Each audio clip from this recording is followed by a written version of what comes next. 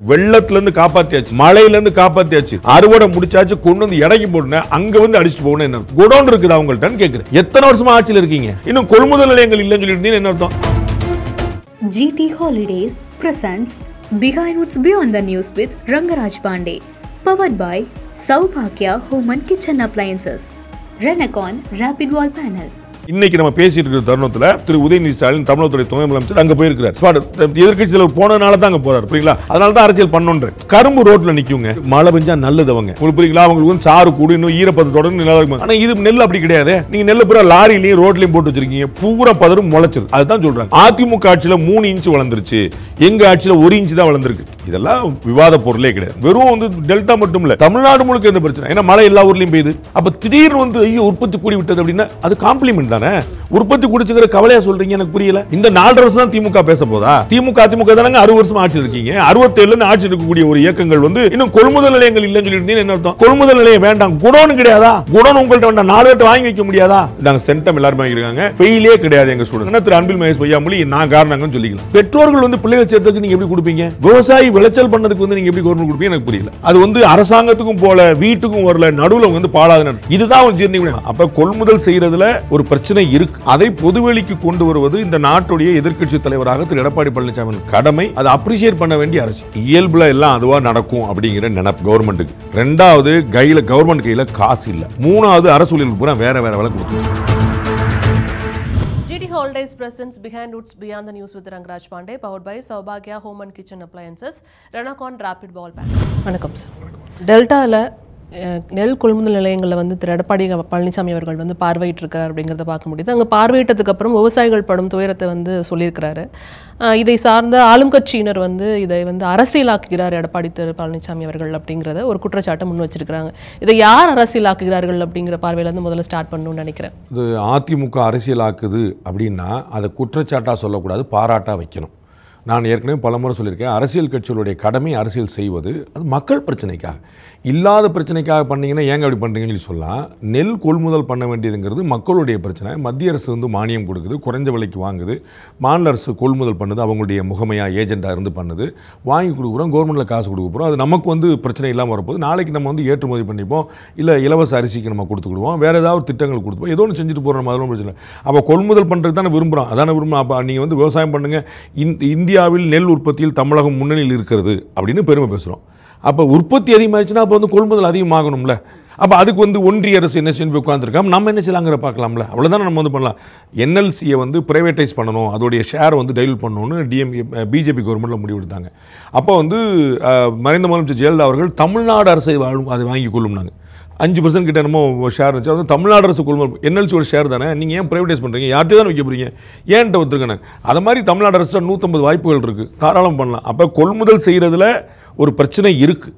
அதை பொதுவெளிக்கு கொண்டு வருவது இந்த நாட்டுடைய எதிர்க்கட்சி தலைவராக திரு எடப்பாடி பழனிசாமி கடமை. ரொம்ப ஆச்சரியமாக இந்த முறை நேராக போய் நின்று பார்த்து ப்ரெஸ் மீட் கொடுத்து அதை சரியாக அரசியல் பண்ணியிருக்கிறாரு. அதை அப்ரிஷியேட் பண்ண வேண்டிய அரசியல். ஆனால் இவங்க தரப்புலேருந்து வைக்கக்கூடிய குற்றச்சாட்டு திரு எடப்பாடி பழனிசாமி அவர்கள் இங்கே ப்ரெஸ் மீட் கொடுத்தோன்னே இங்கே உடனே தலைமைச் செயலகத்தில் ஒரு ப்ரெஸ் மீட் நடக்குது. அவர் வந்து பொய்யான குற்றச்சாட்டுகளை முன்வைக்கிறாரு. அதுவும் இல்லாமல் குறுவை சாகுபடி இந்த வருடம் பார்த்தோம் அப்படின்னா அவங்க பயிரிட்டு அறுவடை பண்ணது அப்படிங்கிறத பார்த்தா பல்வேறு வித்தியாசம் இருக்குது. ஒரு 3 லட்சம் ஏக்கரில் பயிரிட்டது வந்து இந்த தடவை 6.9 லட்சம் ஏக்கர் அப்படிங்கிற மாதிரி சொல்கிறாங்க. ஸோ அதனால் இந்த தாமதம் இருக்கிறதுக்கு வாய்ப்பு இருக்கு. பருவமழை முன்கூட்டியே வந்துருச்சு அப்படிங்கிறது இவங்க வைக்கிற விமர்சனமா இருக்கு. நான் தான் உங்களுக்கு ஏற்கனவே சொன்னேன், முதல்ல வந்து திரு எடப்பாடி பழனிசாமி எங்கேருந்து பிரஸ் மீட் கொடுத்தாரு, இதற்கான கவுண்டர் எங்கேருந்து வந்துச்சுன்னு பார்த்தா புரிஞ்சிடும். சென்னையிலேருந்து கொடுக்கப்படுற கவுண்டருக்கும் திருவாரூரில் விவசாயத்துறை டெல்டாவுடைய மையப்பகுதியிலேருந்து கொடுக்குற கமெண்ட்டுக்குமான அந்த வித்தியாசம். அது வந்து முதல் அவர் களத்துலன்னு பேசுகிறாரு, இவங்க வந்து அவர் கவுண்டர் கொடுத்துருக்காங்க. இது ஒரு பாயிண்ட். 2வது நானே சொன்னேன், உற்பத்தி அதிகரிச்சிருக்கு, நோ டவுட். இந்தியாவிலேயே அதிகமான நெல் உற்பத்தின்னு பெருமை பேசுகிறோம், சூப்பர். அப்போ இது கணக்கு தெரிய வேண்டாமா? நீங்கள் நெல் உற்பத்தி அப்படிங்கிறது குறைஞ்சபட்சம் 100 நாள் பயிர், 90 நாள்லேருந்து 120 நாள் பயிர் வந்து நெல் 3 மாதம் ஆகும், 4 மாதம் அந்த பயிர் வந்து ஒவ்வொரு ரகத்துக்கு ஏற்ப மாறும். அப்போ 100 நாள் 120 நாள் முன்னாடியே உங்களுக்கு தெரிஞ்சிருக்கும் இவ்வளோ வரப்போகுதுன்னு. நீங்கள் 7 டன்னுக்கு போட்டால் தான் உங்களுக்கு வந்து 5 டன்னாவது கிடச்சிருக்கும். ஒன்று பாலாயிருக்கும், ஒன்று மலையில் வந்திருக்கும். அப்போ 7 டன்னுக்கு போட்டிருக்காங்கனாலே உங்களுக்கு கூட தெரியும்ல. திடீர்னு வந்து நாங்கள் 3 லட்சம் டன் இருந்துச்சு, இப்போ 7 லட்சம் டன்னாக மாறிடுச்சு அப்படின்னா உங்களுக்கு இன்னைக்கு தான் தெரிஞ்சா 3 மாதம் முன்னாடி தெரியலையா? அப்போ 3 மாதம் முன்னாடி, அதுதான் இன்றைக்கி வந்து மாற்றி கேட்குறாங்க. 3 மாதம் முன்னாடியே இவர்கள் விதைக்கப்பட்ட போதே கொள்முதலுக்கான விலையை எவ்வளவு கொடுங்க, நீங்கள் வந்து அதை வந்து சன்ன ரகத்துக்கு வந்து நீங்கள் இவ்வளோ கொடுங்க, அதை ரீஃபைன் பண்ணப்பட்ட அரிசிக்கு நீங்கள் இவ்வளோ அனுமதி கொடுங்கன்னு சொல்லி முதலே கேட்டிருந்தாங்கன்னா அந்த பிரச்சனையே கிடையாது. 3 மாதம் வந்து ப்ராசஸ் முடிஞ்சிருக்குமே. 7வது மாதம் அவங்க வந்து திரு ஏஎன்எஸ் பிரசாத் வந்து அதை குறிப்பிட்டு பிஜேபியில் 7வது மாதத்தில் வந்து அவங்க ஒரு அப்ரூவல் கொடுத்துட்டு அதற்கான பதிலை 10வது மாதத்தில் ஆரம்பிக்கிறாங்க. 3 மாதம் நீங்களே கேட்டுட்டீங்களே. அந்த 3 மாதம் முன்னாடி போய் அந்த பிரச்சனை வந்திருக்காதே. இதுதான் ரொம்ப முக்கியமாக. மழை வருது, பாதிப்பு வரும், அப்போ எல்லாமே தெரிஞ்ச விஷயங்கள் தானே. பருவமழைங்கிறது வரத்தான் செய்யுது. இது வந்து மேக வெடிப்பு கிடையாது, திடீர்னு வந்துருச்சு பாலாய் போச்சுங்கிறது. பருவமழை 4 நாள் முன்னாடி வரும், 4 வந்து எக்ஸாக்டாக சொன்ன டேட்டுக்கு வந்து நிற்காது. அப்போ நமக்கு வந்து கணக்கு இருக்குது எப்போ வரும்னு. அப்போ முன்கூட்டியே வந்துச்சுனாலும் கணக்கு பண்ணணும்ல. அப்போ இப்போ பிரச்சனை வந்து முன்கூட்டியே வந்தது இல்லை, கொள்முதல் பண்ணாதது. கொள்முதல் பண்ணாததுக்கான காரணம் என்ன சொல்றீங்க? அதிக உற்பத்தி. அதிக உற்பத்தி இன்னைக்கு காலைல வந்தது இல்லை. அதிக உற்பத்தி விதைக்கப்பட்ட போதே தெரியும். அப்போ 7 லட்சம் டன்னுக்கு விதைச்சிருக்காங்க, இத்தனை லட்சம் ஏக்கரில் விதைச்சிருக்காங்க அப்படின்னா எவ்வளோ உற்பத்தி வருங்கிற மனக்கணக்கு தானே. நீங்கள் வந்து எக்ஸாக்டாக போட்டு சார் 403 கிலோ கூடிச்சான்னு சொல்கிறதுக்கு ஒன்றும் இல்லையே. அப்போ பிரச்சனை என்ன? முதல்ல கொள்முதல் நிலையங்கள் சரியாக இருக்குதா, கிட்டங்கிகள் இருக்குதா? ஒன்றுமே பிரச்சனை இல்லைங்க. மழை தண்ணி வந்தால் நனையாமல் இருக்கிற வழி இருக்கா? நீங்கள் கொள்முதல் பண்ணுங்க, பண்ணாம போங்க. இப்போ நான் இந்த இடத்துக்குள்ளே நீங்கள் வச்சிடுறீங்க, 1000 டன் எடுத்து வச்சுக்கோங்க, 15 நாள் கழிச்சு கொள்முதல் பண்ணுங்க, ஒன்றும் பிரச்சனை இல்லையே. அவனுக்கு என்ன, விவசாயிக்கு நீ வந்து எவ்வளோ எடை போட்டு கொடுக்க, காசு கொடுக்க, சந்தோஷம் சாமின்னு கொடுத்து போகிறோம், அவ்வளோதானே. அப்போ நீங்கள் அவங்க எங்கே வருத்தப்படுறாங்க? அவங்க நீங்கள் கொள்முதல் பண்ணலை, ரோட்டில் நிப்பாட்டி வச்சிட்டீங்க, மழை பெய்யுது, ஈரப்பதம் கூடிடுது, மேலே உள்ள மூட்டை புறம் பாலாயிருது, நீங்கள் வாங்க மாட்டீங்க, எடை குறைஞ்சிருது, தகுதியற்ற நெல்லா மாறிடுது. அப்போ எனக்கு நட்டம் இல்லையான்ற. நீங்கள் கொள்முதல் பண்ணுவீங்களான்னு கேட்டால் ஆமாம் கொள்முதல் பண்ணுவீங்கன்னு சொல்லிட்டீங்க. எந்த விவசாயம் இன்னைக்கு நம்ம பேசிட்டு இருக்கிற தருணத்தில் திரு உதயநிதி ஸ்டாலின் தமிழகத்துடைய துணை முதலமைச்சர் அங்கே போயிருக்கிறார். எதிர்கட்சியில் போனதுனால தான் அங்கே போறாரு, புரியுங்களா? அதனால தான் அரசியல் பண்ணணுன்ற. இதுக்கு முன்னாடி அவங்க போகல. அவர் முதல்ல போயிட்டு இவர் போயிருந்தாருன்னா நான் வந்து மாற்றி கேட்டிருப்பேன், திரு எடப்பாடி பழனிசாமி என்ன பண்ணுறாரு அப்படின்னு கேட்டிருப்பேன். உங்களுக்கு புரியுங்களா? இவர் முதலே போய் ரொம்ப சரியாக பண்ணாருன்ற. இப்போ அதுக்கு பதில் கவுண்டர் வந்து இவங்க கொடுத்துருக்காங்க. இது ரொம்ப சரியான விஷயம். இப்போ இவங்க போய் நிற்கும் போது என்ன சொன்னாங்க? யாருக்கும் கோலப்படாது, அடுத்த மாதம் நவம்பர் 10, 20 தேதிக்குள்ளே நாங்கள் வந்து எல்லா கொள்முதல் ப்ராசஸையும் முடிச்சிருவோன்றாங்க. சூப்பர். இதைத்தானே கேட்டுட்டு இருக்காங்க. ஒன்று, கொள்முதல் ப்ராசஸ் முடிங்க. 2வது, நனையாமல் பாதுகாத்துக்குங்க. இன்னும் 20 நாள் தள்ளி வச்சுக்கோங்க. நீங்கள் டிசம்பர் 31 வரைக்கும் கூட கொள்முதல் பண்ணுங்க, எனக்கு ஒன்றும் பிரச்சனை இல்லை. நீங்கள் வந்த நெல்லை, கொண்டு வந்த நெல்லை நீங்கள் வாங்குறேன்னு சொல்லியிருக்கீங்களா, அது எங்கே வைப்பீங்க? அதுபோல் ரோட்டில் கரும்பு ரோட்டில் நிற்குங்க. கரும்பு ரோட்டில் நிற்கும். ஒன்று மழை பெஞ்சால் நல்லது. அவங்க உங்களுக்கு புரியுங்களா? அவங்களுக்கு வந்து சாறு கூடு, இன்னும் ஈரப்பதத்தோட நல்லா இருக்கும். ஆனால் இது நெல் அப்படி கிடையாது. நீங்கள் நெல் பூரா லாரிலையும் ரோட்லையும் போட்டு வச்சுருக்கீங்க, பூரா பதரும் முளைச்சிருது. அதுதான் சொல்கிறாங்க, லாரியாக முளைக்குது. இங்கே விழுப்புரம் பக்கத்தில் வெறும் வந்து டெல்டா மட்டும் இல்லை, தமிழ்நாடு முழுக்க எந்த பிரச்சனை. ஏன்னா மழை எல்லா ஊர்லேயும் பெய்யுது. அப்போ பெஞ்ச மழை வந்து ரோட்டில் லாரி நின்றுச்சுன்னா லாரி வாடகை எவ்வளவு, விவசாயிகளுக்கான இழப்பு எவ்வளவு, ஈரப்பதம் கூடனா அது வந்து 18%, 22% கணக்கு இருக்குது. எவ்வளோ அளவுக்கு ஈரப்பதத்தை ஏற்க முடியும், அந்த பர்சன்டேஜ் கூடிரும். அப்புறம் பாலாயிரும் ஒரு செட்டு. இப்படி மேலே இருக்கிற மூடை பூரா பாலாயிரும், கீழே இருக்கிற மூடை தாங்கிடும். ஆனால் கீழே இருக்க மூடையில் ஈரப்பதம் கூடிடும், ஈரம் இல்லை ஈரப்பதம் அதுவும் கூடிடும். அப்போ இந்த வித்தியாசங்கள் விவசாயிகளுக்கு தெரியும், கொள்முதல் பண்ணுற இவர்களுக்கு தெரியும். அப்போ இவங்களுக்கு ஏன் தெரியாமல் போச்சு, ஏன் செய்யாமல்? முன்கூட்டியே கணிக்கிறாங்க. இப்போ நம்ம வந்து பார்த்துருக்கோம், நீங்கள் பார்த்துருப்பீங்க, எல்லா அமைச்சர் பெருமக்களும் இன்க்ளூடிங் தமிழக துணை முதலமைச்சர், நாங்கள் எவ்வளோ மழை வந்தாலும் சமாளிப்போம். இப்போ பூரா பேட்டி கொடுக்குறாங்களா? ஏன்? நவம்பர் டிசம்பர் வந்தால் மழை வரும்னு தெரியும். மோசமான நவம்பர் டிசம்பரில் நம்ம பார்த்துருக்குறோம். அப்போ முன்கூட்டியே இருக்கக்கூடிய அனுபவத்தின் மூலமாக சொல்கிறோம், அவ்வளோதானே. இதுதானே புதுசாக தரோம். அதே மாதிரி இந்த அறுவடை நடக்குங்கிறது எல்லாரும் தெரியுமா? குருவை எப்போ வரும், சம்பா எப்போ வரும் எல்லாருக்குமே தெரியும்ல. அப்போ இது எப்போ என்ன பருவங்கிறது தெரியுமில்ல, எப்போ முடியுங்கிறது தெரியுமில்ல, எப்போ வரும். இது ஒரு 3-4 மாத ப்ராசஸ் தானே. அப்போ திடீர்னு வந்து ஐயோ உற்பத்தி கூடி விட்டது அப்படின்னா அது காம்ப்ளிமெண்ட் தானே. உற்பத்தி கூடிருச்சு, நாங்கள் கொள்முதல் கூட்டிட்டோம், அமௌண்ட்டை கூட்டிட்டோம், தமிழக அரசின் பங்களிப்பு இன்னும் 100 ரூபா கூட்டிட்டோம், அப்படி தானே சொல்லணும். உற்பத்தி குடிச்சுக்கிற கவலையா சொல்றீங்க, எனக்கு புரியல. நிச்சயமா சார். ஆனா இது பொத்தாம் வைக்கிற ஒரு குற்றச்சாட்டு அப்படின்னு சொல்றாங்க. இப்போ ஏன்னா இப்போ குறுவை சாகுபடி இந்த அளவுக்கு உற்பத்தி அதிகமாயிருக்கு, இத்தனை ஏக்கர் நிலம் வந்துட்டு அதிகரிச்சிருக்கு, விவசாயத்துல இந்த இடத்துல அதிகரிச்சிருக்கு அப்படிங்கிறப்ப அவங்க அதற்கான முன்னேற்பாடுகள் வந்துட்டு இந்த கவர்மெண்ட் பண்ணதுனால தான் இவ்வளவு உற்பத்தி அதிகரிச்சிருக்கு அப்படிங்கிறத சொல்றாங்க. அதாவது எப்பயுமே இந்த காமெடி ஒன்று நடக்குங்க. தமிழ்நாடு கல்வியில் சிறந்திருக்கும்பாங்க. எது வச்சு சொல்றீங்க அப்படின்னு சொன்னா, கிராஸ் என்ரோல்மெண்ட் ரேஷியோ கூடி இருக்கும், ஜிஆர் கூடி இருக்கும். ஜிஆருக்கு உங்களுக்கு என்ன சம்பந்தம்? அவர் பிள்ளையை அவர் பள்ளிக்கூட சேர்க்கிறாங்க. ஸ்கூல் என்ரோல்மெண்ட்ல வந்து அப்பா அம்மாவுடைய ரோல் தான் இருக்கு. நல்லா படிக்க வச்சு 100க்கு 100 வாங்குறதுலாம் வாத்தியாரோட ரோல் இருக்கு. வாத்தியாரோட ரோல் இருக்குனால ஸ்கூல் ரோல் இருக்குன்னு நம்ம சொல்லலாம். ஸ்கூலுங்கனால கவர்மெண்ட் ஸ்கூல் சொல்லலாம். அது வாங்குனீங்களான்னு கேட்டா நீ பிள்ளைகளை சேர்த்தாங்கன்னு சொல்லி உங்களுக்கு புரியுங்களா? நிலத்துல விவசாயம் வந்து அதிகமாக விவசாயம் பண்றான்னு அவர் பண்றாரு. அவருடைய லேண்டு இந்த வருஷம் பண்ணலாம்னு நினைக்கிறாரு. நல்லா மழை வருதுன்னு சொல்றாங்க. நம்ம சும்மா பண்ணிட்டு இருக்கோம்ல, ஒன்று 10 ஏக்கர் கூட போடணும். அவர் லேண்டு நீங்க என்ன ஊக்கப்படுத்துறீங்கன்னு கேட்கலையே. நீங்க வந்து நீங்க பண்ணுங்க, நான் பார்த்து யாராவது சொன்னாங்களா? அங்கே லோக்கலில் வந்து அந்த கூட்டுறவு சங்கங்களில் அங்கே உள்ள விதைப்பண்ணைகளில் வந்து சஜஸ்ட் கொடுக்குறாங்க, கேட்டால் கொடுப்பாங்க, போய் பார்த்தா சொல்லுவாங்க, மண்ணை பார்த்து சொல்லுவாங்க, அதெல்லாம் நடந்துகிட்டு இருக்கு. ஆனால் இந்த விதைப்பு அளவு ஏக்கர்கள் கூடினதுக்கு அரசாங்கம் என்ன செஞ்சதுன்னு கேட்கு. அவங்க என்ன என்கரேஜ் பண்ணாங்கன்னு கேட்குறேன். 100 ரூபா கூட கொடுக்க சொல்லியிருந்தாங்கன்னா அது என்கரேஜ்மெண்ட். புரியுங்களா?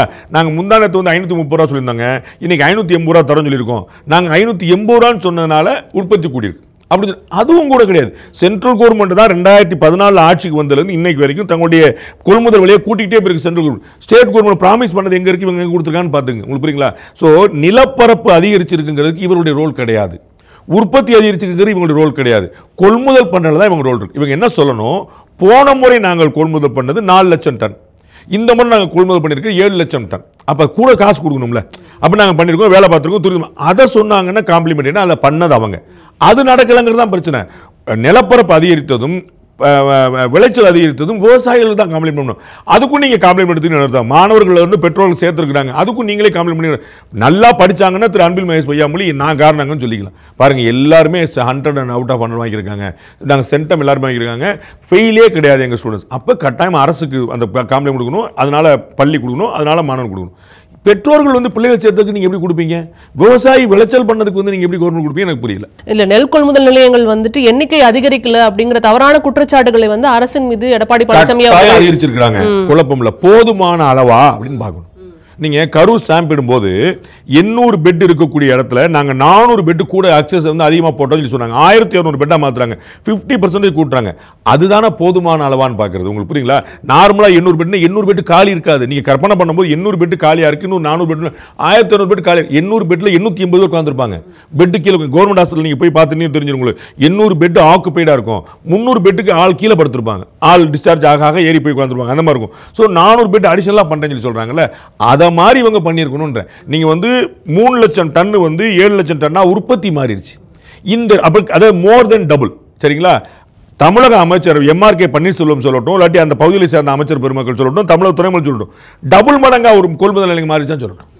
உங்களுக்கு புரியுங்களா? உற்பத்தி டபுள் மடங்கா மாறிடுச்சு, கொள்முதல் நிலையம் டபுள் மடங்கா மாறி இருக்கணும்ல. அப்ப நாங்க வந்து உரிய போன வருஷம் நாங்க வந்து 800 கொள்முதல் நிலையம் வச்சிருந்தோம், இந்த வருஷம் நாங்க 1600 கொள்முதல் நிலையம். அதற்கான விஷயங்கள் நடைமுறைப்படுத்திட்டு இருக்கிறோம் அப்படிங்கிறாங்க. பருவமழை முன்கூட்டியே வந்துருச்சு, அதுவும் இல்லாம வந்து லேசாக தான் நெல் முளைச்சிருக்கு. அதிமுக ஆட்சியில வந்து நெல் நல்லாவே விளைஞ்சிருச்சு, அந்த அளவுக்கு இங்க மோசமாக இல்ல. வயக்காட்டுல கூட முளைக்கல, விளையல, எல்லாம் மூட்டையில விளையுதுன்னா அது சந்தோஷப்படக்கூடிய விஷயம் இல்லை. புரியுங்களா? நல்லா தானே விளைஞ்சிருக்குன்னு அதை காம்ப்ளிமெண்ட் பண்ணுவீங்களான்னு எனக்கு தெரியல. அதிமுக ஆட்சியில 3 இன்ச் வளர்ந்துருச்சு, எங்க ஆட்சியில 1 இன்ச் தான் வளர்ந்துருக்கு. இதெல்லாம் விவாத பொருளே கிடையாது. நாம வந்து பருவமழை எப்போ வருங்கிறது, பருவமழை 3 மாசம் முன்னாடி வரலங்க, 3 நாள் 4 நாள் தானங்க முன்னாடி வரும். நீங்க சீசன்கிற இப்ப பருவமழை எந்த உங்களுக்கு வானிலை வந்து டேட் சொல்லியிருக்காங்க, 15ஆம் தேதி வரும் அப்படின்னு. 15ஆம் தேதி வரும், 13ஆம் தேதி வரும், 18ஆம் தேதி வரும், 5-6 நாள் முன்ன பண்ண தான் வரும். முன்கூட்டியே வந்துருச்சு. முன்கூட்டியே அது வந்துச்சு. முன்கூட்டியே நீங்க சிந்திச்சீங்களா? நான் உங்களுக்கு ஏற்கனவே சொன்னேன்ல, எப்போ விதப்பு போட்டிருக்காங்கன்னு தெரியும்ல, அப்போ அறுப்பு எப்போன்னு தெரியும்ல. விதப்பு இன்னைக்குன்னா அறுப்பு 90 நாள் 120 நாளில்.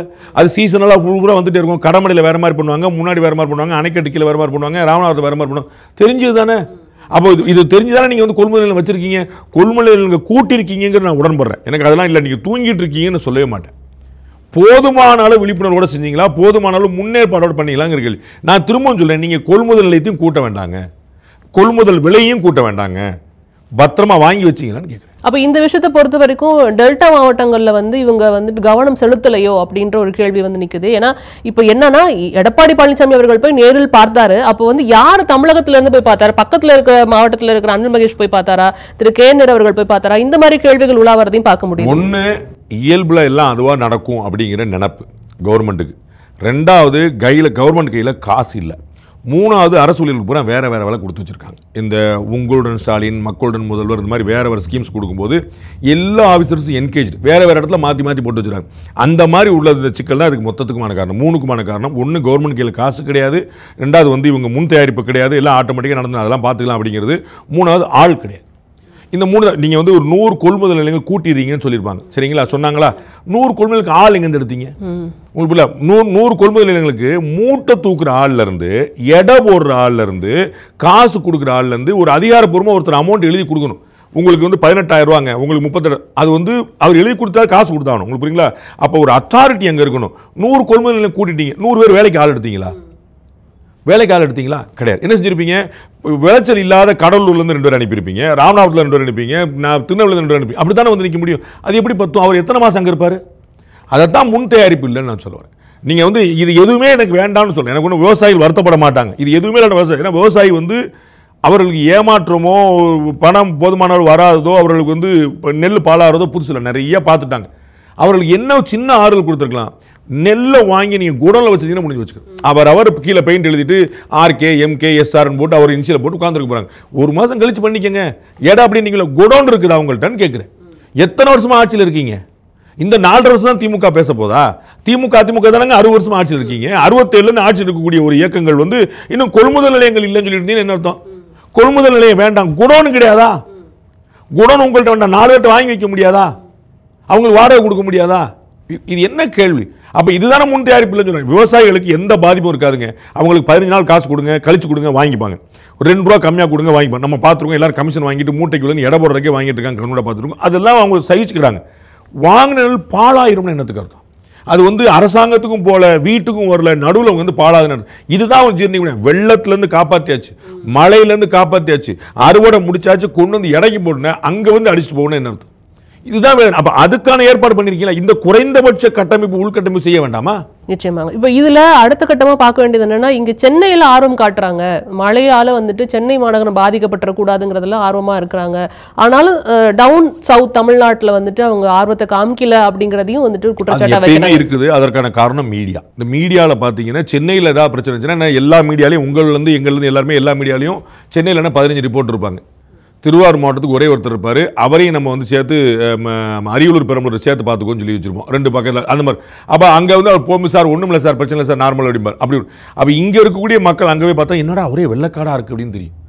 அந்த மீடியாவில் அது ஹைலைட் ஆகாது, ஹாப்பியாக இருக்காங்க, அவ்வளோதான். மீடியாவில் நியூஸ் ஆனால் தானே பிரச்சனை, நியூஸ் ஆகலன்னா பிரச்சனை. டிவியில் நியூஸ் வரலன்னா ஹாப்பிங்கிறவங்க வந்திருக்காங்க. விவசாயிகள் பாதிக்கப்படுறாங்க, அவர்களுக்கு வந்து பேரிழப்பு, அதனால் உற்பத்தி பாதிக்கும், அதனால் வந்து இந்தியாவுடைய வளர்ச்சியை பாதிக்குங்கிறது யோசிக்க மாட்டாங்க. நாம் அதிகமாக உற்பத்தி பண்ணுவோம், அதிகமாக கொள்முதல் பண்ணுவோம், அதிகமாக மத்திய அரசு கொடுப்போம், மத்திய அரசு அதிகமாக ஏற்றுமதி பண்ணட்டும், ஒட்டுமொத்த பொருளாதாரம் வளருங்கிற சென்ஸ் நமக்கு இருக்கணும். ஐயோ கூட வந்துருச்சேன்னு கவலைப்பட்டால் நம்ம என்ன செய்ய முடியும்? இப்போ சென்னையில் இந்த 2-3 நாட்களாக பெய்த மழை வந்து அரசாங்கம் எப்படி கையாண்டதுங்கிறதுல விமர்சனங்களும் இங்கே இருக்கிறத பார்க்க முடியுது. ஆங்காங்கே தண்ணீர் தேங்கியது, ஆனால் இங்கே பெரிய பாதிப்பு இல்லை. அரசுக்கு வந்து இறைவனுடைய கருணை வந்து இன்னைக்கு வரைக்கும் கரெக்டாக இருக்குன்னு பார்க்குறேன். அது என்னென்ன, பெஞ்சிட்டு இருக்கிற மழை பெரிய மழை தான், ஆனால் ரொம்ப நல்ல விதமாக அதிர்ஷ்டவசமாக எல்லாருக்கும் நல்ல விதமாக, திமுக அரசுக்கு மட்டும் இல்லை நமக்கும் எல்லாருக்குமே சேர்த்து தான் விட்டு விட்டு விட்டு பெய்யுது. ஸோ அந்த தண்ணி வடிகிறதுக்கு ஸ்பேஸ் கிடைக்குது. இந்த மேக வெடிப்பு மாதிரி இப்போ வந்து ஒரு பேச்சுக்கு வந்து ஒரு 2 TMC பெய்யுதுன்னு வச்சுக்கோங்க, மழை 2 TMC மழை போகுது, மழை தண்ணி போகுதுன்னு, அந்த 2 TMC ஒரே நேரத்தில் வெடிச்சது அப்படின்னா அது வந்து வெள்ளக்காடாக மாறிடுது. ஆனால் அது வந்து காலைல 6 to 8 2 மணி அடிச்சதுங்க, அப்புறம் 11 மணி வரைக்கும் ஒன்றுமே காணும், அப்புறம் 12 மணிக்கு திரும்ப அடிச்சதுங்க, அப்புறம் 3 மணிக்கு ஒன்றுமே காணும், அப்போ 3 மணிக்கு அடிச்சதுங்க, அப்புறம் 7 மணிக்கு அப்படின்னு போச்சுன்னா அந்த ஆட்டோமேட்டிக்காக தண்ணி வடிஞ்சிருது. நமக்கு வந்து முகத்துவாரங்களில் கடல் தண்ணியை உள்வாங்கணும், அப்போ உள்வாங்கிறதுக்கான வாய்ப்பு கிடைக்குது. அது ரொம்ப ஒரு அதிர்ஷ்டவசமாக போயிடும். அப்போ வந்து அந்த ஸ்பேஸ் விட்டு போயிடுறதுனால இவங்களால ஹேண்டில் பண்ண முடியும். மழை வந்திருக்கு, தண்ணி தேங்கியிருக்கு, அதை எடுத்து விடுறதுக்கான ஸ்பேஸ் கிடைக்குது. பெஞ்சிக்கிட்டே இருந்தால் அந்த நிவாரண பணியும் பண்ண முடியாது. உங்களுக்கு புரியுங்களா? அந்த ஸ்பேஸ் வந்து கிடைக்குது, அது இறைவன் வந்து கொடுத்துருக்கூடிய நல்வாய்ப்பு. அது திமுக அரசுக்கும் நமக்குமே கூட இல்லை. இப்போ நவம்பருக்கு அப்புறம் தான் நம்மளுக்கு எப்படி இருக்குங்கிறது தெரியும். ஏன்னா நவம்பரில் தான் பெரும்பாலும் வந்து சென்னை வந்துட்டு மழை நல்லபடியாக நடக்கணும் வேண்டிக்கிடுவோம். Behind Notes Beyond the News with Rangaraj Pandey. Title sponsors GT Holidays, South India's #1 travel brand. Powered by Saubhagya Home and Kitchen Appliances. Ranakon Rapid Wall Panel. சுவர்கள் உயரட்டும், கனவுகள் வளரட்டும். GT Holidays presents Behind Notes Beyond the News with Rangaraj Pandey. Powered by Saubhagya Home and Kitchen Appliances. Ranakon Rapid Wall Panel.